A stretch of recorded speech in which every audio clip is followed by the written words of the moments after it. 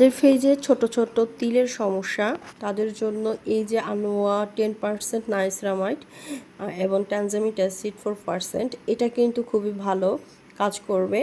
যাদের হচ্ছে ত্বকে কোনো উজ্জ্বলতা নেই কিংবা ফেজে অনেক তিল পড়েছে, যেমন জন্মগত না, নতুন করে অনেকগুলো তিল পড়েছে সানস্ক্রিন ব্যবহার না করার কারণে, তা কিংবা হচ্ছে নাইট ক্রিম ব্যবহার করার কারণেই হচ্ছে তিল পড়তে পারে।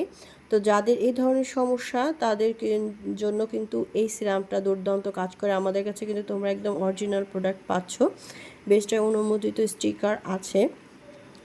আর এটা যাচ্ছে হচ্ছে ঢাকাতে, আজকে ডেলিভারি রেডি করতে বসলাম, তো ভাবলাম যে এটা একটু ইউনিক, তো এই জন্য তোমাদের কাছে এটা শেয়ার করছি। কারণ হচ্ছে অনেকেরই কিন্তু তিলের সমস্যা থাকে, তোমরা বুঝো না কি করবে। তো অবশ্যই সানস্ক্রিন মেনটেন করতে হবে। যাদের তিলের সমস্যা কিংবা স্কিন ডাল হয়ে গেছে তাদেরকে অবশ্যই সানস্ক্রিন মেনটেন করতে হবে। আর পাশাপাশি হচ্ছে এই সিরামটা ব্যবহার করতে পারো।